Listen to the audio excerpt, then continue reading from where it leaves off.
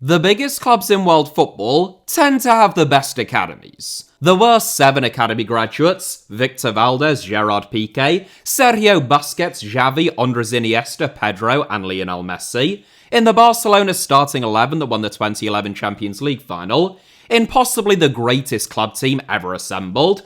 Ajax also had a startling 7 academy graduates: Michael Reiziger, Frank Rijkaard, Frank de Boer, Clarence Seedorf, Edgar Davids and Ronald de Boer, in their star-studded Champions League winning 11 in 1995, and Manchester United's 1999 treble win was spearheaded by 6 academy graduates: David Beckham, Nicky Butt, Ryan Giggs, Gary Neville, Phil Neville and Paul Scholes, who were all part of the same team that won the 1992 FA Youth Cup. This all makes perfect sense. The biggest clubs tend to have the most resources, allowing them to invest more in their youth facilities, coaching and recruitment, while also being the most desirable clubs for young players to join, making it easier for them to attract the best academy players. But what about the clubs who buck that trend? Behemoths of the game, who you would expect to have brilliant academies, but who have in fact produced very few, if any, homegrown superstars. Well, conveniently, that's what today's video is all about.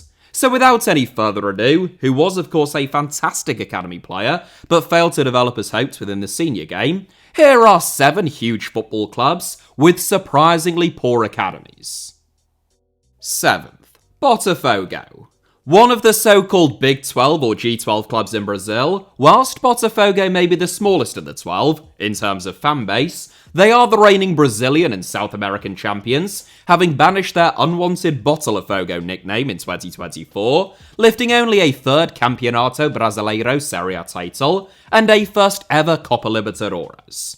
Once renowned for their outstanding youth development, Botafogo produced some of Brazil, and indeed the world's greatest players, whether that be Heleno de Freitas, Nilton Santos, or Jairzinho. That wellspring has more than just dried up in recent years though. Botafogo has become a veritable drought in the heart of Rio de Janeiro, where G12 rivals Palmeiras can point to the likes of Estevão, Gabriel Jesus and Endrick among their most notable contemporary alumni, Flamengo the likes of João Gomes, Lucas Paquetá and Vinicius Jr., and Santos names such as Rodrigo, Gabigol and Neymar. It is slim pickings when it comes to naming Botafogo's most notable graduates in recent years. The reasons behind Botafogo's underwhelming academy output are multifaceted. Financial difficulties and instability, Botafogo were relegated in both 2014 and 2020, have sometimes been used as justification for putting off investment in the club's youth ranks. Meanwhile, having both Flamengo and Fluminense, 2 of the best academies in Brazil, hoovering up talent right on their doorstep hasn't helped. Fluminense in particular have perhaps the most impressive and advanced youth recruitment in Brazil, with franchises within schools throughout Rio funneling the most talented youngsters into their youth ranks. Flamengo's Ninho do Arubo, or Vulture's Nest Training Centre likewise, is among the most modern and highly regarded in Brazil, meaning that if players had the option of Fluminense, Flamengo or Botafogo, few of them would choose to join the fire. Current owner John Textor has bold ambitions to change all of that. The American investor, who also owns Lyon and a large stake in Crystal Palace, 2 clubs with excellent academies, outlined his intention to have a scout in every corner of Brazil when he first acquired the club, making sure that no child would be overlooked, and claiming that there were 1 million potential players in Rio alone. 9 months ago, Textor updated his plans, revealing proposals to build a multi-club academy system in Brazil, which he termed the Collective. A novel proposal, Textor claims that the project will be made up of Botafogo, Atletico Madrid, a major Colombian team, and 2 unnamed Premier League clubs. At the time, the American said that he was searching for a suitable site to build his worldwide training centre, and that, quote, "This changes our plan from just being a multi-club with Lyon, Botafogo and Crystal Palace to having much larger clubs around the world. It will bring together many international clubs in one place." End quote. As far as many Botafogo fans are concerned, the proposals are unlikely to ever materialise, and if they do, they will only provide yet further pathways for Brazil's most talented youngsters to be funneled to Europe, something which Textor himself has not only acknowledged, but actively encourages. It is for that reason that, despite bringing great success to Botafogo, especially last season, the American is still viewed with a great deal of mistrust by many supporters. For now, regardless, Textor doesn't even have a site for his supposedly global training hub. Botafogo have the worst academy among Brazil's elites, and they get us started in 7th. For what it's worth, Atletico Mineiro centre-back Lianco, formerly of Southampton, Bayern midfielder Kai Alexander, and Colorado Rapids talisman Rafael Navarro are perhaps the brightest lights in terms of Botafogo's modern-day production line.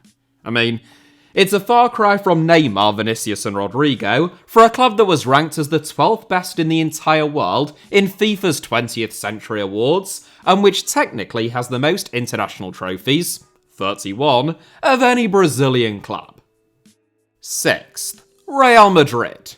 I have made a whole video about why Real Madrid don't produce great players, despite being arguably the biggest club in the world, and their biggest rivals having produced some of the greatest footballers of all time.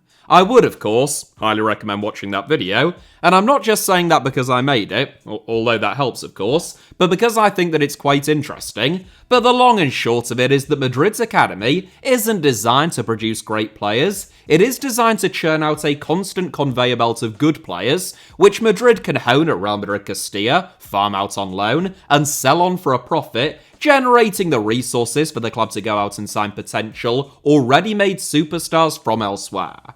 It's not dissimilar, in some ways, to what Chelsea do, although, given the size of Real Madrid, their enormous resources and outstanding facilities, I still think their output is incredibly underwhelming. Whereas Chelsea, while implementing a similar system, actually have one of the best and most prolific academies on the planet, churning out the likes of Tino Livramento, Mark Gay, Levi Colville, Fikayo Tomori, Reece James, Lewis Hall, Conor Gallagher, Ian Matson, Billy Gilmore, Mason Mount, Dominic Solanke, and Callum Hudson-Odoi in recent years, and I could go on, Real Madrid's outstanding academy graduates during that same time consists of Achraf Hakimi, Nico Path, who plays for Como in Serie A, Raul Asensio, Marcus Llorente, Lazio's Mario Gila, Girona's Miguel Gutierrez, and Fran Garcia. The likes of Pablo Barrios, Alvaro Carreras, and Emiliano Buendia all spent time in Real Madrid's youth ranks, it is worth noting, but their youth team football was split between La Fabrica and elsewhere, and they actually graduated from other clubs' academies, namely Atletico Madrid, Manchester United, and Getafe in the case of those three. You can add in Lucas Vazquez, Dani Carvajal, and Alvaro Morata if you draw your net a little bit further back in time, but even then, going back 15 years, there's only really Vazquez, Carvajal, Morata, and Hakimi who are the real standouts. 2 or 3 of those are fullbacks. Only Vazquez and Carvajal actually became regulars at the Bernabeu after the latter was sold to Bayer Leverkusen and bought back, and Hakimi made a grand total of just 9 league appearances at Real Madrid. Real Madrid president Florentino Perez nonetheless recently claimed that the club had, quote, the best academy in the world, which is patently absurd, as is the fact that he considers Rodrigo, Fede Valverde, and Vinicius Jr. to be Real Madrid academy graduates, no different to Lucas Vazquez, Dani Carvajal, and Fran Garcia. Despite the fact that Rodrigo had played 80 games for Santos before Madrid signed him, Valverde had played 13 for Penarol, and Vini Jr. had played 69 games for Flamengo, so the man is either extremely disingenuous or is suffering from some of the early signs of senility. I mean, why not just go the whole hog and claim Mbappe and Modric were homegrown? Modric had barely played 250 games before Madrid signed him. He'd basically only just shot out of his mother's womb. Perez couldn't understand all of the controversy around Luis Figo's arrival in 2000 because he thought that he had just paid a world record fee to promote him from the youth team. In all seriousness, Madrid's academy quite obviously isn't the best in the world, but it is the best in this 7. They have the joint most academy graduates, tied with Barcelona, competing in Europe's Big 5 leagues, and churn out players who are good but not great at a rate that is comparable with almost anyone. That's why they only feature in 6th. They are also the biggest club in this 7 though, and arguably in the world, yet they haven't produced a bona fide megastar since Casillas and Raul, the latter of whom only joined them after Atletico stupidly shut down their own youth departments. which is why they still feature in 6th. 5th, Galatasaray. To be quite honest, Turkey's 4 biggest clubs, the so-called Big 3 plus Trabzonspor, could all have featured in this 7. Goalkeeper Ercan Kacic, utility man Yusuf Yazidci, and Ajax squad player Ahmed Khan Kaplan are probably Trabzon's most notable recent alumni. Young forward Semih Kılıçsoy is the brightest light to emerged out of Besiktas in recent years, with Rangers fullback Rıdvan Yılmaz probably second on that list. Meanwhile, Fenerbahce have arguably the worst record, and the worst academy of the lot, spared only by the emergence of Arda Güler, who is probably the biggest Turkish talent of his generation. All round, for 3 or 4 massive football clubs, in a football-crazed nation of 85 million people, it is a miserable record. Because of Güler, it is Galatasaray, Turkey's biggest club by average attendance and reported global fan base, who feature ahead of Fenerbahce in 5th.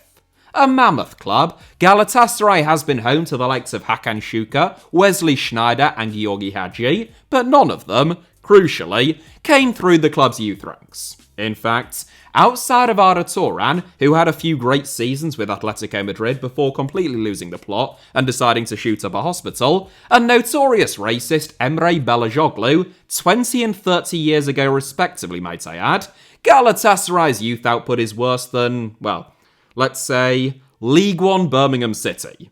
No, I'm not kidding. Birmingham can boast both Jude and Joe Bellingham, Jordan James, Jack Butler, Nathan Redmond, Courtney House and Amari Gray. Heck, even my own club, Hull City, can lay claim to Jacob Greaves, Keane Lewis Potter, Daniel James, Josh Tymon, Tom Kearney and, at a stretch, Jared Bowen. I don't want to go full Florentino Perez on you. He technically spent time in our academy, but he had previously played 8 games for non-league Hereford United. Galatasaray's biggest contemporary homegrown stars by contrast are current first-teamers Yunus Akgün and Metehan Belteci, car crash former Liverpool loanee Ozan Kabak, and Emin Bayram, who plays for Westerlo in Belgium. It is pretty pathetic stuff for a club that has won 25 Turkish Super League titles, has an average attendance of almost 50,000, and who have thrown an absolute fortune at the likes of Alvaro Morata, Hakim Ziyech, Victor Osimhen, Mauro Icardi, and Wilfried Zaha in the last few years alone. The reason for Galatasaray's underwhelming academy output, as with all of their rivals, is the chronic short-termism that plagues Turkish football. Instant results, flashy signings, and short-term appeasement are almost always prioritised over any kind of long-term vision, player development, or sustainable economic model, as clubs bounce from boom to bust and back again, never appearing to learn any lessons whatsoever, to the great detriment of Turkey's national team, and indeed Turkish football as a whole.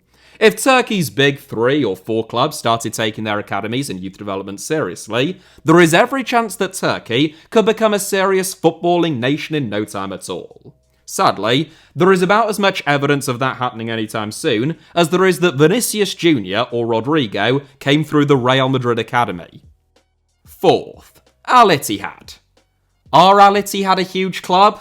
Well, they're certainly a huge spending club. They have 4 of the highest paid players in all of world football, and paid over 100 million euros for Moussa Diaby and Fabinho, and they are the biggest club, by many metrics, in Saudi Arabia.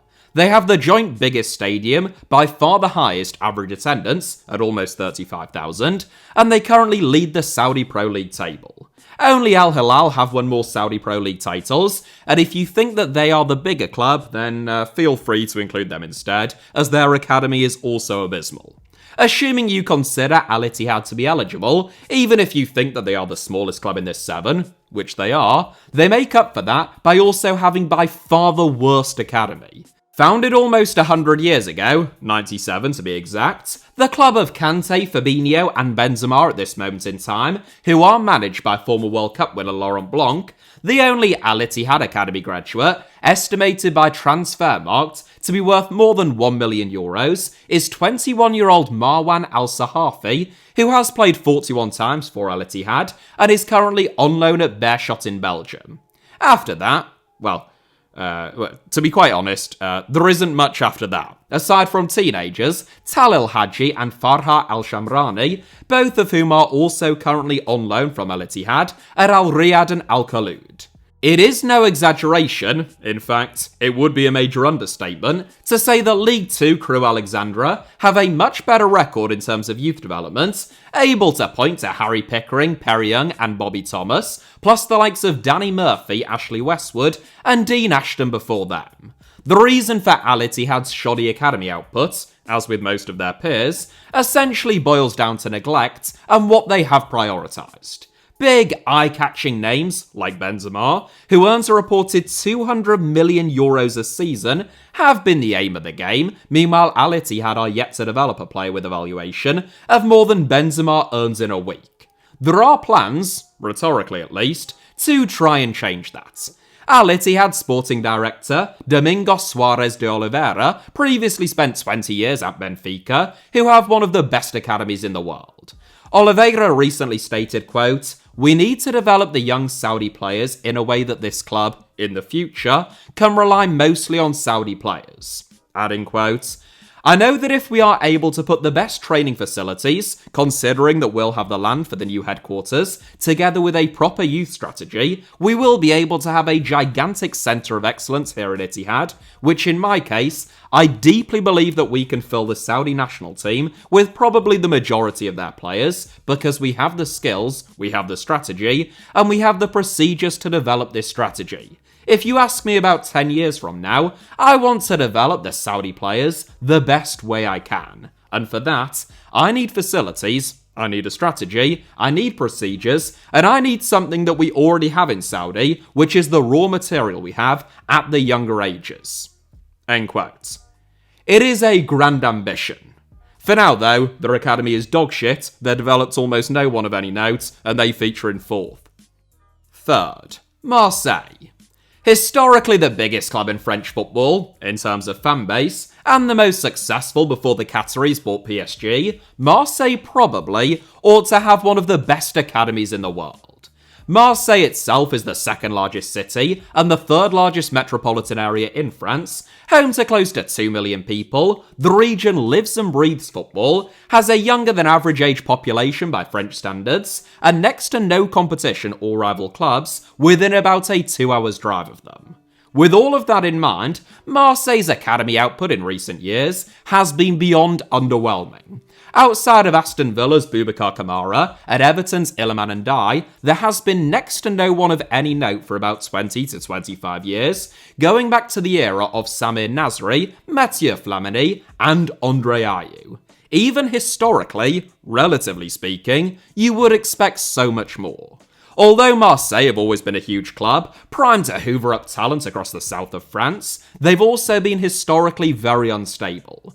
Between scandals, financial crises, and occasional relegations, there has almost always been some kind of immediate firefighting mission at Marseille that has taken precedence over putting their academy on a solid footing to breed future success.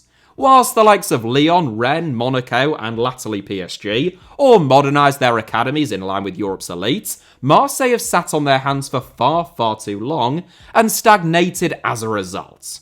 The fact that there is only one academy graduate, 17-year-old Daryl Barcola, in the current Marseille squad, and he has played a grand total of 12 minutes of first-team football this season, ought to bring shame upon the club.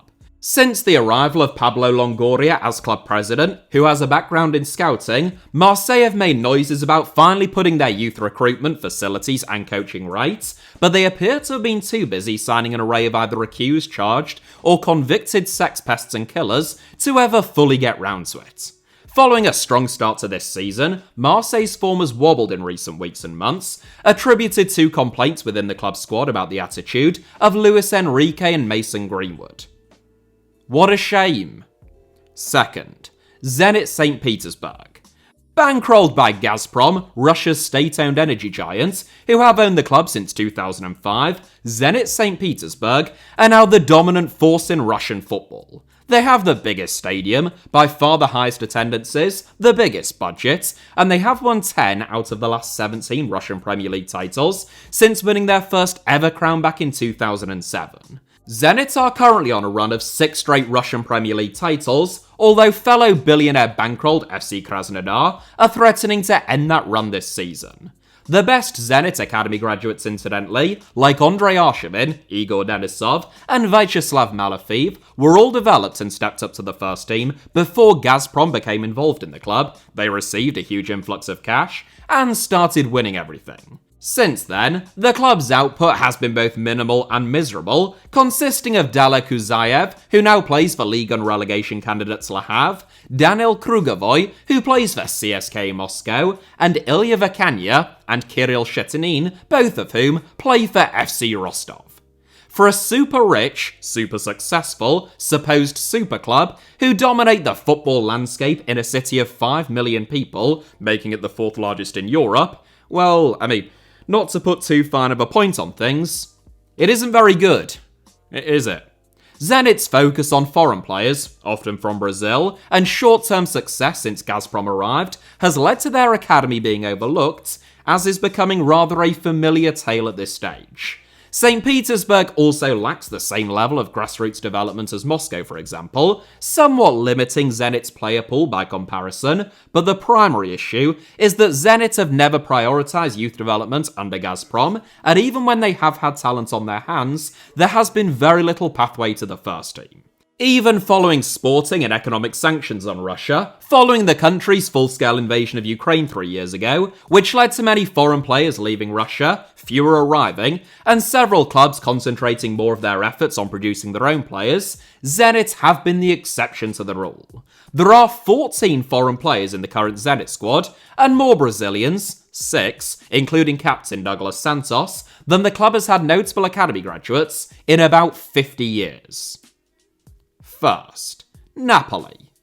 Considering that Italian football as a whole has an outstanding record when it comes to producing a constant conveyor belt of talent, the country's leading clubs, with the exception of AC Milan, have a pretty miserable recent record.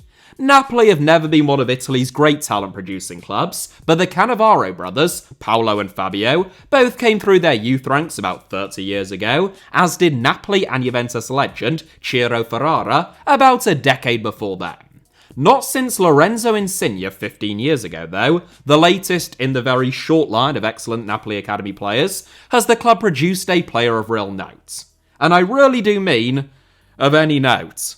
Uncapped 24-year-old fullback Alessandro Zanoli, who is currently on loan at Genoa, is just about the pick of the bunch, followed by midfielder Gianluca Gaetano, who is currently on loan at Cagliari, left winger Alessio Zabin, who is on loan at Venezia, centre forward Gerardo Tutino, who is currently on loan at struggling Sampdoria from Serie B Cosenza, and centre-back Sebastiano Luperto, who is the only one who isn't currently on loan anywhere, permanently contracted to Cagliari, having only ever made 29 appearances in Naples.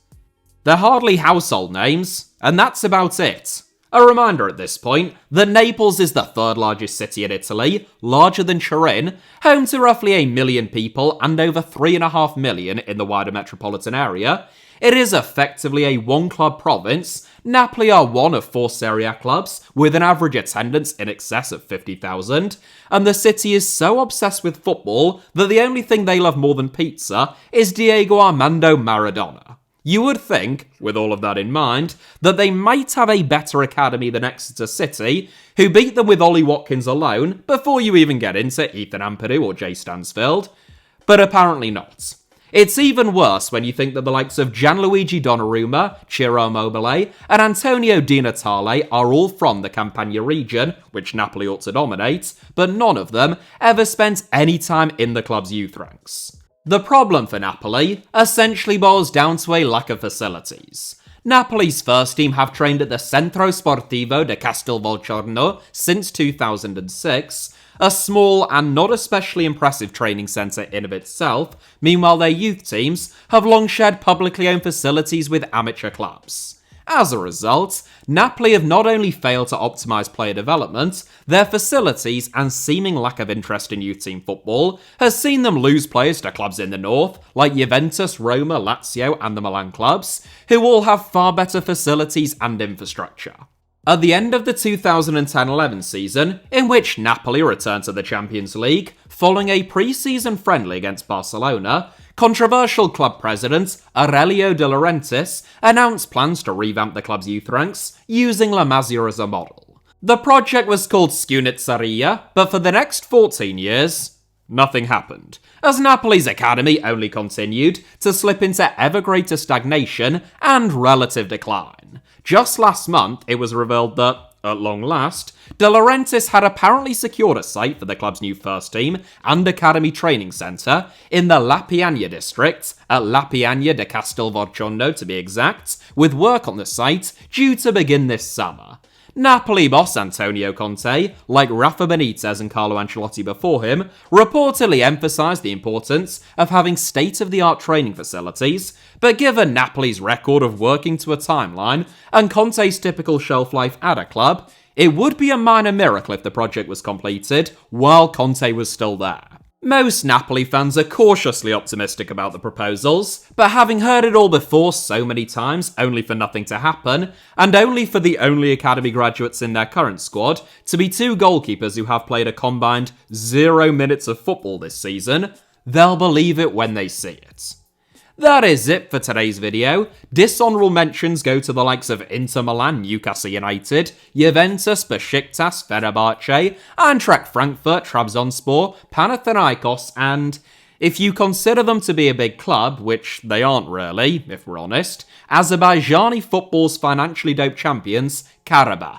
Also, a controversial mention perhaps must go to Borussia Dortmund, who have a phenomenal record when it comes to signing and then developing young players, but a grossly overrated and more than a little underwhelming record, given their fundamentals, when it comes to actual homegrown players in recent years. That is it for today's video. In future, let's say if this video gets 5,000 likes, I could take a look at the opposite, namely, small clubs with surprisingly brilliant academies.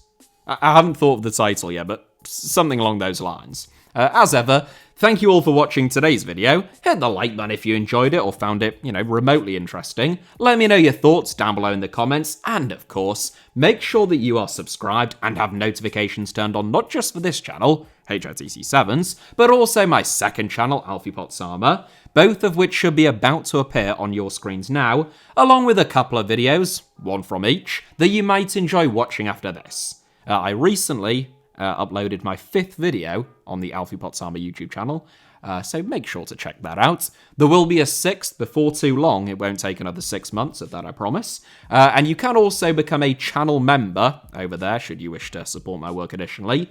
And you also can via buymeacoffee.com/Alfie Potsama. The only difference being Google don't take 30% if you do it there. Everything that I just mentioned should be down in the video description below, but more importantly, go out and have a brilliant day. Cheers.